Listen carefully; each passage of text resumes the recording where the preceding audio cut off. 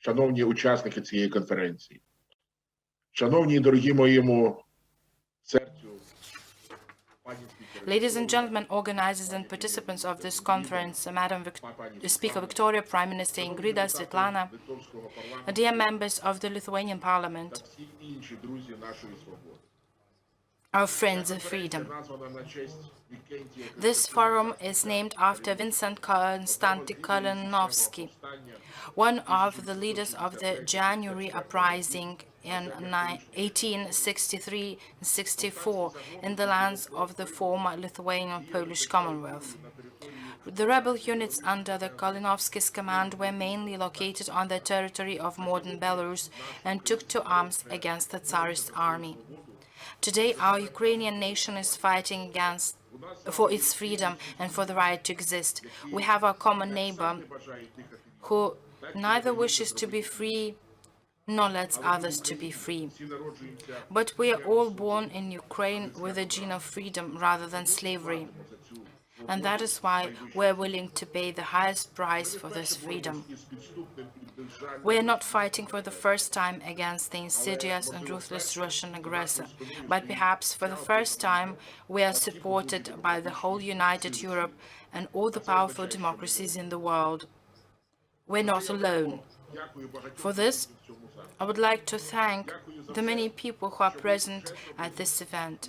Thank you for everything you have already done and for everything you are doing for my country, my nation.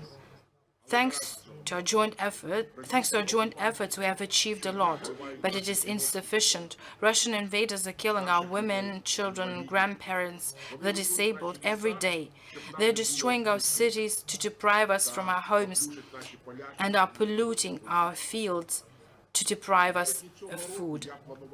In March this year, I plan to send letters to the parliaments of the world calling for the recognition of the Holodomor famine of 1932-33 as a genocide of the Ukrainian people by the Stalinist regime. Even in the worst dream, I could not imagine that in March 2022 we would have to document the facts of the genocide of the Ukrainian nation by the Putin's regime. Now or never. We must unite all efforts and do our utmost to finally eradicate the source of fear, threat, war and death, which once again demonstrated to the world its true face by launching an unjustifiable aggressive war against peaceful Ukraine. I call on you to build coalitions between parliaments and governments to defend our freedom and our common right to existence.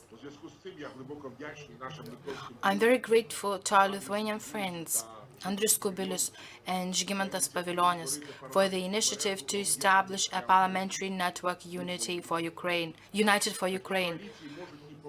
Such coalitions can and must already work on the introduction of a no-fly zone over Ukraine, the creation of effective air defense, the consolidation of compliance with the established international security rules, ensuring the viability of major cities, among other issues. Let us work with our friends in the European Union to ensure decisive support for Ukraine's status as a candidate for the EU. Let us work together so that European countries, European businesses do no business with Russia as an aggressor country. Let us stop any business transactions, including imports of oil and gas from Russia. This oil and gas has been stained with the blood of innocent Ukrainian children killed by Russian invaders.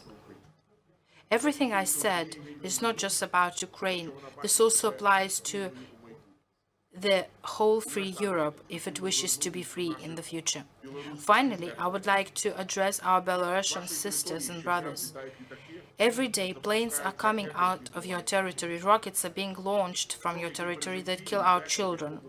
The shock that Kyiv survived and the hell experienced by towns and regions around Kyiv was also the responsibility of the Republic of Belarus. It was from its territory at night that the Russian invader came to the north of our state. Brothers and sisters of Belarus, don't remain silent. You know what we have to do. Living in slavery is not a life. Force Belarusian troops to defend your freedom. It's high time. It will determine the relationship between our nations for the future generations to come. Silence is not an answer. History is made now, and we know that history does not forgive crime.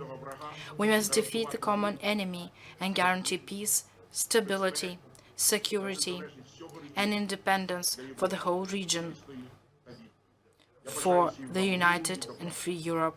I wish you all peace and welfare. Glory to Ukraine.